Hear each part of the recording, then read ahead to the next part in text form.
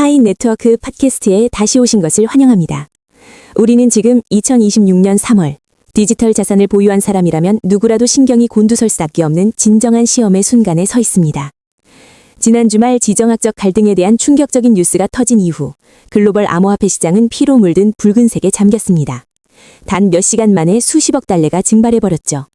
하지만 이 패닉의 능 한가운데서 우리 파이오니어들은 전례 없는 현상을 목격하고 있습니다. 파이 네트워크의 거래 가치는 마치 호수 수면처럼 잔잔하고 굳건하게 제자리를 지키고 있는 것처럼 보입니다. 잔잔하기는 개불이 잔잔합니까, 지웅씨? 요 며칠 업비트랑 비썸앱 열 때마다 심장이 밖으로 튀어나올 것 같아요. 지금 한국 코인 판 사람들 다 피눈물을 흘리고 있다고요. 정광판은 시뻘 놓고 비트코인은 브레이크 고장난 듯 곤두박질치고 거래소에 매달린 형제들은 계좌가 다 녹아내려서 쓰러지고 있습니다. 그런데 우리 파이 커뮤니티 사람들은 대평화하게 강남 가서 한우 구워 먹고 용산 가서 전자제품 사고 아무 일도 없는 것처럼 구는데 솔직히 전 이게 너무 이상합니다. 코어 팀이 원화로 현금화 못하게 유동성 밸브를 잠그고 고의로 가격을 조작하는 거 아닙니까? 전 세계가 다 무너지는데 파이 혼자 버틴다는 게 말이 됩니까? 진짜 환장하겠네요. 민주 씨, 밖에서 곤두박질 치는 차트를 보며 느끼시는 그 당혹감, 저도 충분히 이해합니다. 하지만 두 가지 개념을 명확히 구분하셔야 합니다. 실질 가치 덕분에 버티는 것과 가격을 조작하기 위해 유동성이 잠긴 것은 다릅니다. 지금은 2026년이고 오픈 메인넷은 전면 가동 중이며 파이는 완전히 탈중앙화되어 블록체인상에서 자유롭게 이동하고 있습니다. 코어팀의 비밀 밸브나 보이지 않는 손 같은 건 절대 없습니다. 파이 네트워크가 붕괴하지 않는 진실은 중앙화된 거래소에 있는 투기꾼들의 패닉 심리를 의존하지 않기 때문입니다. 현재 파이의 가치는 방금 말씀하신 그 한우 고기구이, 그리고 서울 곳곳의 편의점과 생활 서비스에서 결제되는 영수증들에 의해 닻을 내리고 있습니다. 실제 상품을 사기 위해 파이를 쓸 때 오늘 월스트리트가 몇 포인트 폭락했는지는 전혀 신경 쓰지 않잖아요. 그것이 바로 독립적인 실물 경제가 가진 고유함입니다. 그렇게 말씀하시니 우리 파이코인이 이제 비트코인보다 더 튼튼하다는 소리로 들리네요. 저는 2017년부터 이 시장을 쫓아다녔고 2019년부터 파이 번개를 눌렀습니다. 항상 비트코인이 최고이자 디지털 금이고 가장 안전한 도피처라고 굳게 믿어왔단 말입니다. 그런데 웬걸? 전쟁 터진다는 소리 한 번에 다들 현금 빼겠다고 투매하고 주랭랑을 치잖아요. 그럼 비트코인의 그 위대한 도피처라는 명성도 결국 다 그림의 떡이고 시장 조성자들이 떠들어댄 헛소리에 불과했던 겁니까? 그것이 바로 많은 투자자들이 아주 비슷한 대가를 치르고서야 깨닫게 된 잔혹한 진실입니다, 민준 씨. 최근 비트코인의 가장 강력한 지지자 중 한 명인 억만장자 마이클 세일러조차도 이 네트워크의 치명적인 약점을 은연중에 인정해야만 했습니다. 그 약점은 기술적 결함이나 소스 코드의 내재적 경제 문제에서 오는 것이 아니라 바로 시간에 있습니다. 올해 2026년을 기준으로 비트코인은 탄생한 지 겨우 17년밖에 되지 않았습니다. 17년이라는 역사는 거시경제 위기나 지정학적 충격에 완벽하게 면역력을 갖춘 내공을 형성하기에는 너무나도 짧은 시간입니다. 시간이 여기서 무슨 상관입니까? 코딩이고 알고리즘이잖아요. 탈중앙화되어 있고 아무도 더 찍어낼 수 없으면 당연히 가격을 방어해야 하는 거 아닙니까? 왜 17년 탓을 합니까? 왜냐하면 그 17년 동안 비트코인으로 흘러들어간 자금의 대부분이 투기적 성격을 띠고 있기 때문입니다. 현재의 소요 구조는 ETF 펀드, 대형 금융기관, 그리고 고래들에 의해 장악되었습니다. 전쟁 같은 변동성이 생기면 이 펀드들이 가장 먼저 하는 일은 리스크 관리입니다. 그들은 현금을 회수하거나 실물 금으로 갈아타기 위해 변동성이 큰 자산을 즉시 청산해버립니다. 이런 기관들이 대량 매도 버튼을 누르면 도미노 효과가 발생하여 개미 군단의 극심한 패닉을 유발합니다. 결국 이것은 탐욕과 공포에 의해 가격이 부풀려지거나 바닥으로 곤두박질치는 거대한 금융 게임이 되어버린 것입니다. 그러니까 월스트리트 고래들이 재채기 한번 하면 우리 한국 트레이더들은 감기에 걸려서 바로 응급실 실려간다는 거네요. 어쩐지 악재 뉴스만 터지면 제 계좌가 반에 반토막이 나더라니. 진짜 열받네요. 그럼 파이는요? 파이는 조작당하지 않는다고 하셨는데 만약 고래놈들이 파이도 왕창 매집했다가 인정사절 없이 던져버리면 그때는 한우고 냉면이고 다 깡통 차는 거 아닙니까? 이건 어떻게 설명하시겠어요? 그 부분이 바로 우리가 지난 7년간 니콜라스 박사님이 보여준 느리고 고요하지만 지극히 확고했던 전략을 다시 평가해야 하는 지점입니다. 왜 파이 네트워크는 빨리 본전을 찾고 싶어하는 사람들의 입맛을 맞추기 위해 초기부터 토큰을 거래소에 던져놓지 않았을까요? 코어팀은 파이를 일찍이 투기 수단으로 전락시키면 하늘 끝까지 펌핑됐다가 수직 하락하는 수만 개의 잡코인들과 같은 운명을 맞이할 거란 걸 잘 알고 있었기 때문입니다. 파이 네트워크의 고유한 궤도는 거래소의 도박칩이 되는 것을 지향하지 않습니다. 파이는 RWA, 즉 실물 자선이라는 길을 개척하고 있습니다. 투자 펀드의 돈 펌핑에 의존하는 대신 파이는 수천만 명의 실제 사용자, 기업, 그리고 전자상거래 디앱들과 자신의 가치를 끈끈하게 결속시켰습니다. 파이 생태계는 자급자족하는 혈관망과 같습니다. 스마트폰이나 커피 한 잔을 사기 위해 파이 한 개가 구매자의 지갑에서 판매자의 지갑으로 이동할 때 그것은 진정한 경제적 잉여를 창출합니다. 이것이 바로 바깥 세상의 전쟁의 폭풍이 휘몰아쳐도 파이 네트워크 내부의 실물 경제 시스템이 안정적으로 돌아가는 이유입니다. RWA니 실물 경제니 하시는 말씀은 귀에 쏙쏙 들어오네요. 하지만 지린 씨, 이론은 이론이고 지금 카카오톡 단톡방에서 형제들이 속삭이는 엄청나게 소름 돋는 음모론이 현실이라니까요. 많은 사람들이 이 안정성이 결국은 교묘한 사기극일 뿐이라고 말합니다. 오픈 메인넷이라는 건 껍데기일 뿐이고 스탠퍼드에 있는 굳게 닫힌 문 뒤에서는 니콜라스 박사와 코어팀이 여전히 자폭 버튼을 쥐고 흔든다고 의심해요. 코어팀이 알고리즘에 개입해서 대량 매도 조짐이 보이는 계정의 지갑을 자동으로 잠가버리고 억지로 가격을 방어한다는 소문도 파다합니다. 게다가 80, 90%에 달하는 엄청난 락업 비율도 사실은 파이오니어들의 자산을 볼모로 잡으려는 속임수라는 거죠. 상식적으로 생각해보세요. 인간이 짠 코드 시스템인데 조작할 수 있는 뒷문, 백도어가 없다는 게 말이 됩니까? 민준 씨, 그런 종류의 음모론은 시장에 큰 변동성이 생길 때마다 대중의 FUD, 공포, 불확실성, 의심 심리를 파고들며 항상 터져나옵니다. 하지만 제가 기술적 관점에서 그 논리를 부숴드리죠. 첫째, 백도어나 자폭 버튼이라는 개념은 아직 어린 생태계를 보호하기 위해 방화벽이 존재했던 폐쇄형 메인넷, 인클로즈드 메인넷 단계에서나 존재했던 이야기입니다. 하지만 오픈 메인넷으로 넘어온 순간부터 방화벽은 완전히 철거되었습니다. 파이의 블록체인 장부는 이제 완전히 공개되고 탈중앙화되었습니다. 스텔라 합의 프로토콜, 줄여서 SCP는 불변의 수학적 메커니즘입니다. 전 세계 수만 개의 노드의 검증을 거쳐 거래가 장부에 한 번 기록되고 나면 그 누구도 코어팀이나 니콜라스 박사님조차도 이를 되돌리거나 수정 및 삭제하거나 당신의 지갑을 동결할 수 없다고 강조해서 말씀드립니다. 당신의 지갑은 넌 커스터디얼, 즉 비수탁형 지갑이며 오직 당신만이 그 열쇠를 가지고 있습니다. 그럼 지금 가격이 이렇게 버티는 게 100% 자연스러운 현상이라는 뜻입니까? 배후에 어두운 개입이 전혀 없다고요? 밖에서는 사람들이 물량을 미친 듯이 내다 버리는데 도대체 어떤 세력이 붕괴를 막아주고 있는 겁니까? 바로 노드들의 힘과 자발적인 락업 메커니즘 덕분입니다. 민준 씨. 올해 2026년의 실제 네트워크 데이터를 한번 보십시오. 우리 한국은 중국과 일본을 수시로 뛰어넘으며 세계에서 가장 큰 노드 강국 중 하나라는 자부심을 품고 있습니다. 서울, 부산, 제주에 이르기까지 수천 대의 컴퓨터가 24시간 365일 쉬지 않고 거래를 검증하고 있습니다.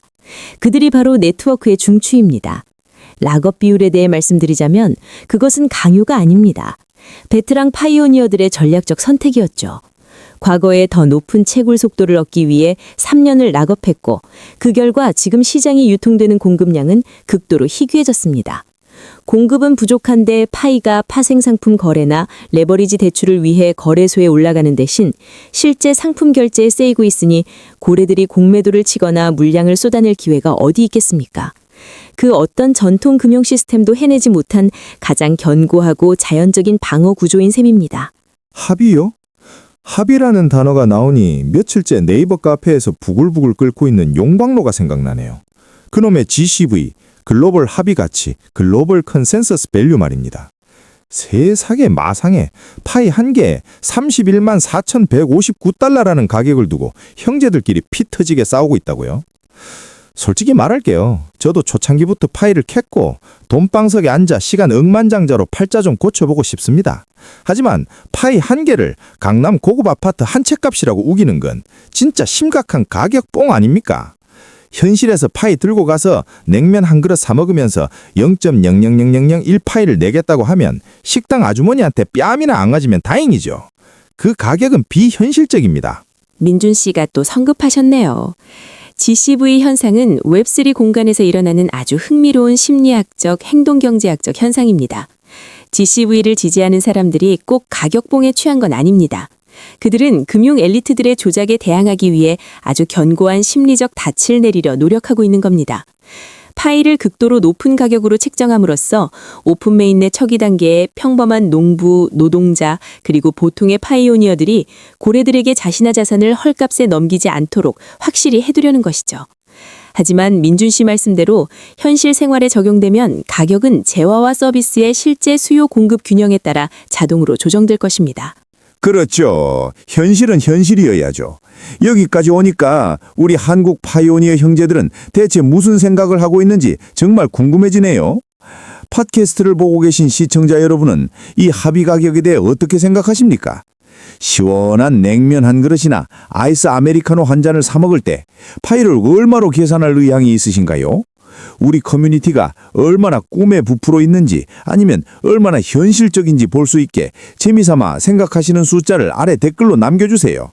단 재미로 하는 거니까 심각한 학술적 가르침을 주려 하시거나 이상한 쓰레기 사이트로 유도하는 링크를 뿌리시면 절대 안 됩니다. 그리고 제가 팩트 폭행을 너무 시원하게 잘한다고 생각하시면 지금 당장 좋아요와 채널 구독 꼭 눌러주세요. 저랑 지윤 씨가 메인넷에 가장 따끈따끈한 소식을 담은 영상을 계속 만들 수 있도록 꼭 구독 부탁드립니다. 아주 현실적인 질문으로 분위기를 띄워주신 민준 씨, 감사합니다. GCV가 심리적 닻이라면 2026년의 이 전쟁과 위기 속에서 파이가 무너지지 않도록 지탱하는 진정한 기반은 사람들이 잘 신경 쓰지 않는 냉철한 기술적 수치들에 있습니다. 현재 파이 네트워크가 전 세계적으로 20만 개 이상의 활성 노드, 액티브 노드를 보유하고 있다는 사실을 아시나요? 그리고 가장 자랑스러운 것은 우리 한국이 당당히 최상위권을 유지하고 있다는 점입니다. 동아시아 지역의 노드 분포 지도를 보면 서울, 인천, 부산 같은 도시의 컴퓨터 네트워크가 밤하늘의 별처럼 빽빽하게 빛나고 있습니다. 수십만 대의 독립적인 컴퓨터들이 완벽한 탈중앙화 성벽을 만들어내고 있는 겁니다. 고래가 물량을 던지든 지정학적 충돌로 해저 광 케이블이 끊기는 사태가 발생하든 파이의 원장 네트워크는 끄떡없이 살아남아 단 몇 초 만에 거래를 검증해낼 것입니다. 네트워크가 안전한 건 알겠고 노드 서버가 끝내주는 것도 알겠고 성벽이 철통 같은 것도 알겠습니다. 그런데 지윤 씨, 네트워크는 안 무너지는데 형제들 지갑이 아주 구멍이 숭숭 뚫려 있다니까요. 요새 아침에 자고 일어나면 게시판에 파이를 몽땅 털렸다고 대성 통곡하는 글이 수십 개씩 올라오는 건 어떻게 설명하실 겁니까? 6, 7년을 채굴하고 지문이 닳도록 번개를 눌렀는데 한순간에 잔고가 0으로 변한단 말입니다. 어제는 동대문에 사는 제 친구가 울면서 전화를 했어요. 전쟁 나서 네트워크가 무너질 수 있으니 자산을 지키려면 코어팀의 예비 콜드월렛으로 파일을 옮기라는 메시지를 받다더군요. 녀석이 허둥지둥 그쪽에서 보낸 링크에 들어가 24개의 영어 단어를 쳐넣었대요. 그리고 만 파이가 증발해버렸습니다. 이게 어떻게 된 일입니까? 이렇게 구멍이 뻥 뚫려 있는데 안전하다고요? 민준 씨, 그것은 정말 가슴 아픈 현실입니다만 즉시 바로 잡아야겠습니다. 그것은 블록체인 기술의 결함이나 파이 네트워크의 취약점이 절대 아닙니다. 방금 말씀하신 사건은 해커들이 전시 상황의 심리적 취약점과 대중의 공포심을 어떻게 악용하는지 보여주는 가장 명확한 증거입니다. 범죄자들은 전쟁 뉴스를 이용해 가짜 FUD 시나리오를 만들고 사용자가 스스로 집 열쇠를 넘기도록 압박했습니다. 2026년인 지금 사기 수법은 한 차원 더 업그레이드 되었습니다. 그들은 파이 브라우저와 똑같이 생긴 가짜 웹사이트를 만들 뿐만 아니라 AI 딥페이크를 이용해 니콜라스 박사의 가짜 동영상을 만들어 사람들에게 구호나 지갑 업그레이드를 호소합니다. 웹3 지식이 부족한 파이오니어들의 돈을 잃을까봐 두려워하는 마음을 노린 것입니다. 그럼 털리면 그냥 꼼짝없이 당하는 겁니까? 누구 고소할 사람도 없어요? 한국 사이버 수사대가 얼마나 뛰어난데 웹3 블록체인 기술인가 뭔가 하면 장부만 싹 뒤져봐도 어떤 놈 지갑으로 돈이 들어갔는지 바로 나오잖아요. 게다가 코어팀에는 스탠포드 기술자들도 널려 있다면서요. 신용카드처럼 비밀번호 찾기나 환불 버튼 하나 못 만듭니까? 사기꾼 지갑 딱 잠가버리고 피해자한테 파일을 돌려주면 되잖아요. 그 쉬운 걸 왜 못합니까? 민준 씨와 시청자 여러분께 솔직하게 말씀드려 유감입니다만 진정으로 탈중앙화단 블록체인 세계, 특히 파이 지갑의 넌 커스터디얼 비수탁형 구조에서는 24개의 비밀 문구가 노출되는 순간 자산에 대한 모든 통제권을 도둑에게 넘긴 것과 같습니다. 블록체인의 불변성은 니콜라스 박사나 그 어떤 정부조차도 거래를 되동이거나 그 파일을 회수하기 위해 개입할 수 없음을 의미합니다. 암호화폐는 은행 예금과 다릅니다. 이 세계의 영원한 슬로건이 Not your keys, not your coins입니다. 스스로 열쇠를 지키지 않으면 돈도 지킬 수 없습니다. 세상에나, 지훈 씨 말을 들으니 식은땀이 다 나네요. 이따 집에 당장 달려가서 비밀번호 적어둔 수첩을 쥐새끼가 파먹지는 않았는지 확인부터 해야겠습니다. 뼈 빠지게 수녀를 캤는데 메인넷 열리자마자 해커놈들 배만 불려주면 억울해서 한강에 빠져 죽고 싶을 겁니다. 그럼 이제 전문가이신 지훈 씨가 형제들에게 이 금고를 지키는 방법 좀 알려주십시오. 100% 완벽하게 안전하려면 어떻게 해야 합니까? 이 오픈 메인넷 시대를 살아가는 모든 파이오니어 분들을 위해 궁극의 보안 3단계 체크리스트를 준비해 두었습니다. 여러분 모두 마음속 깊이 새겨 두십시오. 첫째, 물리적으로 완전히 분리하십시오. 24개의 비밀 문구는 종이에 적어서 코팅한 다음 금고나 집에서 가장 안전한 곳에 보관하세요. 화면 캡처, 휴대폰 메모장 저장, 카카오톡이나 이메일 전송은 절대 금물입니다. 휴대폰은 해킹당할 수 있지만 금고 안의 종이는 해커가 절대 손댈 수 없습니다. 둘째, 개인적으로 메시지를 보내 코어팀이나 네트워크 지원팀이라고 사칭하는 그 누구도 절대 믿지 마십시오.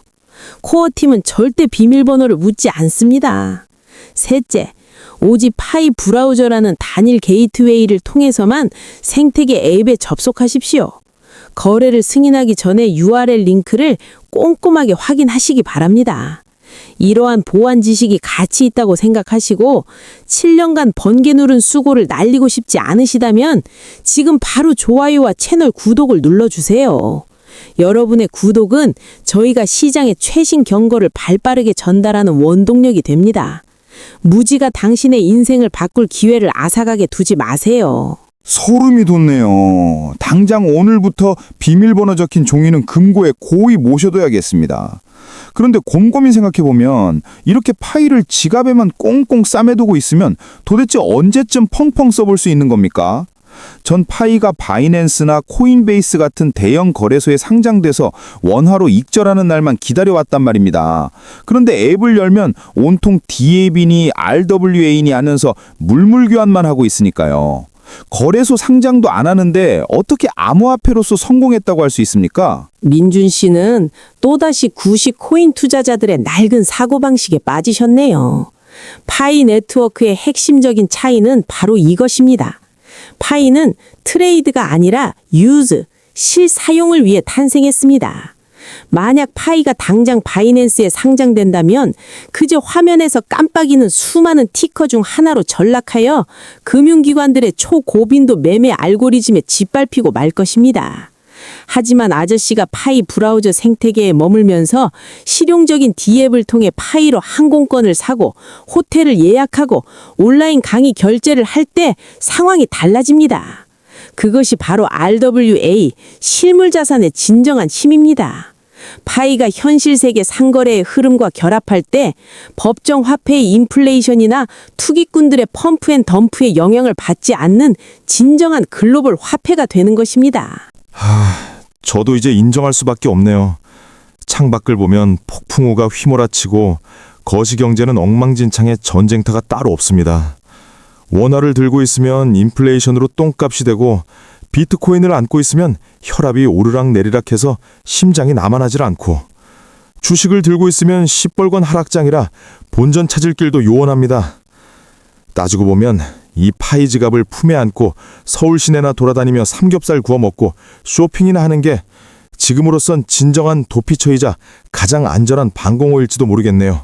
맞습니다, 민준 씨. 그리고 시청자 여러분, 오늘날 파이 네트워크의 안정성은 마법이 아니라 장기적인 비전과 수천만 명의 실제 사용자가 굳건히 자리를 지킨 결과입니다. 전쟁이나 위기에 굴하지 않고 우리가 믿음을 유지하며 RWA 상품 생태계를 계속 구축해 나가는 한 파이는 자신만의 궤도를 따라 전진할 것입니다. 파이 네트워크 팟캐스트를 시청해 주셔서 감사합니다. 비밀 문구를 안전하게 잘 보호하시고 다음 뉴스에서 다시 뵙겠습니다. 잠깐만요, 지윤 씨. 아직 마이크 끄지 마세요. 방금 라이브 방송 화면을 봤는데 형제들이 댓글창에 불을 지르고 있습니다. 시청자분들이 아직 우리를 놔주지 않네요. 방금 전까지 RWA 생태계를 찬양하고 파이 결제를 받는 용감한 한우 식당 사장님들을 치켜 세우긴 했는데요. 지금 댓글창에서 2,000명이 넘는 사람들이 핏대를 세우며 묻고 있는 가장 현실적인 질문이 이겁니다. 그 한우 식당 사장님은 그 비싼 강남 월세를 도대체 뭘로 낸답니까? 한국전력에 낼 전기세, 수도세, 그리고 직원들 월급은 원화로 줘야 하잖아요? 사장님이 직원들한테 이번 달 월급은 파이로 줄게 라고 하면 집주인이 원화로 월세를 달라고 딱따라는 알바생들이 가만히 있겠습니까? 파이를 진짜 현금으로 바꿔주지 않으면 자영업자들은 굶어 죽으라는 겁니까? 민준 씨와 시청자 여러분, 참으로 예리하고 시장에 생사가 걸린 중요한 질문이네요. 맞습니다. 우리는 하루아침에 파이가 한국 원화나 미국 달러를 완벽하게 대체할 수 있다고 착각해선 안 됩니다. 하지만 올해는 2026년입니다. 웹 3.0 결제 게이트웨이가 어떻게 운영되는지 업데이트하실 필요가 있습니다. 현재 한국 기업들이 왜 자신만만하게 파이 결제를 수락하는지 아시나요? 파이 네트워크가 파이 브라우저 내의 디파이, 탈중앙화 금융 디앱과 합법적인 암호화폐 결제 게이트웨이 파트너십을 구축했기 때문입니다. 고객이 식사비로 1파이를 결제하면 사장님에게는 두 가지 선택권이 있습니다. 하나는 장기 투자 자산으로 파이를 보관하는 것이고, 다른 하나는 국내 은행과 연동된 인가된 결제 게이트웨이를 통해 해당 파이를 즉시 크로스체인 유동성으로 확보하거나 원화로 일정 부분 수합하여 기업 은행 계좌로 바로 입금받는 것입니다. 즉, 식당 사장님이 직접 거래소에 가서 일일이 파이를 내다 팔지 않아도 현금 흐름 문제를 즉각적으로 해결할 수 있다는 뜻입니다.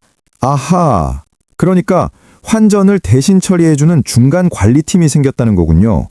삼성페이나 애플페이 긁는 것처럼 자동화되어서 편하긴 하겠네요. 하지만 잠깐만요.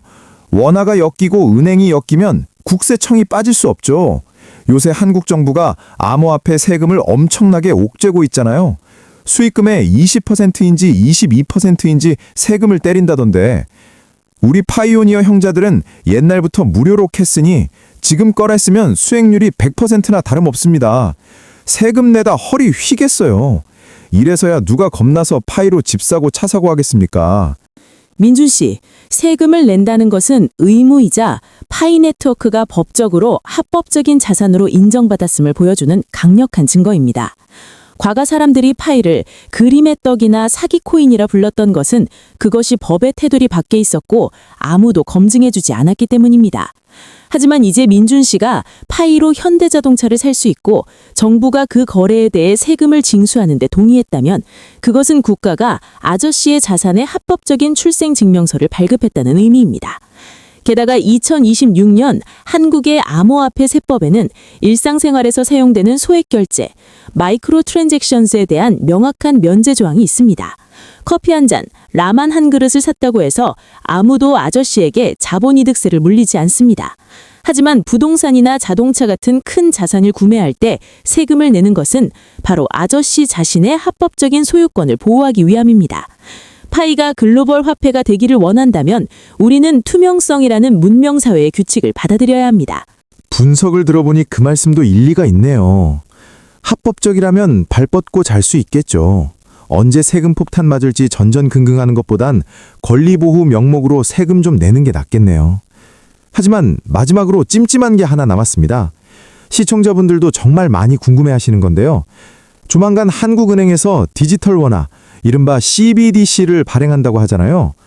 비단 한국뿐만 아니라 미국, 중국 등 각국 정부에서 다들 정부 발행 디지털 화폐를 쏟아낼 태세입니다.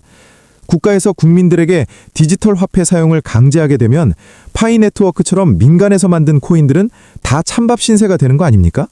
가만히 잘 있다가 정부가 한 방에 금지해버리면 파이는 그날로 관에 들어가는 거라고요. 이것은 파이오니어뿐만 아니라 크립토 시장 참여자 모두가 겪는 아주 고전적인 두려움입니다. 하지만 이 두 화폐의 본질을 들여다보세요. 애초에 서로 완전히 다른 문제를 해결하기 위해 탄생했습니다. 중앙은행의 디지털 원화인 CBDC는 본질적으로 여전히 법정화폐, 피앗입니다. 국가에 의해 완벽하게 통제되고 더 찍어낼 수 있으며 인플레이션의 위험이 있고 무엇보다 당신의 소비 데이터가 낱낱이 감시당합니다. 정부가 거시경제를 더 쉽게 관리하기 위해 만들어진 것이죠. 반면 파이 네트워크는 글로벌 타이중앙화 네트워크입니다. 파이는 최대 1000억 개라는 고정된 공급량을 가지고 있으며 누구도 마음대로 더 찍어낼 수 없습니다. 개인의 프라이버시를 보호하고 인플레이션에 대항합니다. 게다가 CBDC는 국경 내에서만 가치를 지닙니다.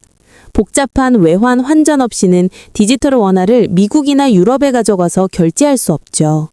하지만 파이 지갑이 있다면 아저씨는 인천에서 뉴욕으로 날아가 파이 결제를 받는 상점에 들어가서 환전 수수료나 국립은행의 환율에 얽매이지 않고 즉시 결제할 수 있습니다. CBDC와 파이 네트워크는 모든 사람의 디지털 지갑 안에서 마치 평행선처럼 공존할 것입니다. 한쪽은 세금을 내고 공공 서비스를 이용하는 데 쓰일 것이고 다른 한쪽은 국경을 초월한 자유로운 무역과 가치 저장의 수단으로 쓰일 것입니다. 어느 쪽도 서로를 완전히 없애지 못할 겁니다. 대박. 이렇게 설명해 주시니 이제야 진심으로 무릎을 탁 치게 되네요. 파이의 비전이 이 좁은 한국 땅덩어리를 훌쩍 넘어서는 거였군요. 어쩐지 니콜라스 박사님이 항상 글로벌이라는 단어를 입에 달고 사시더라니. 오늘 지훈 씨와 이야기를 나누다 보니 지난 몇 달 동안 머릿속을 꽉 채웠던 답답함이 싹 날아간 기분입니다. 전쟁통의 끄떡없는 가격 이야기부터 사기 범죄, 그리고 국가가 발행하는 디지털 화폐, 세금 문제까지. 오늘 팟캐스트 보신 형제들도 정말 많은 걸 깨달으셨을 겁니다. 맞습니다, 민준 씨. 파이 네트워크의 여정은 누가 먼저 익절하느냐를 겨루는 단거리 100m 달리기가 결코 아닙니다. 이것은 신념, 배움, 그리고 진정한 가치 창출이 어우러진 마라톤입니다. 기술의 본질과 거시적인 방향을 명확히 이해한다면 밖에서 벌어지는 자잘한 변동성 따위에 결코 흔들리지 않을 것입니다. 우리가 해야 할 일은 내 자산을 안전하게 보호하고 생태계를 경험하며 커뮤니티를 끊임없이 교육하는 것입니다. 정답입니다. 라이브 보고 계신 형제 여러분, 꼭 명심하세요. 비밀 문구, 패스프레이즈는 꽁꽁 싸매서 금고에 가두고, 비밀번호 알려달라는 놈들은 아비가 와도 절대 믿지 마시고 그냥 마음 편하게 성과를 즐기십시오. 지정학적 폭풍우가 몰아치든 말든 우리 형제들은 파이 들고 강남 한우나 구워 먹으러 가자고요.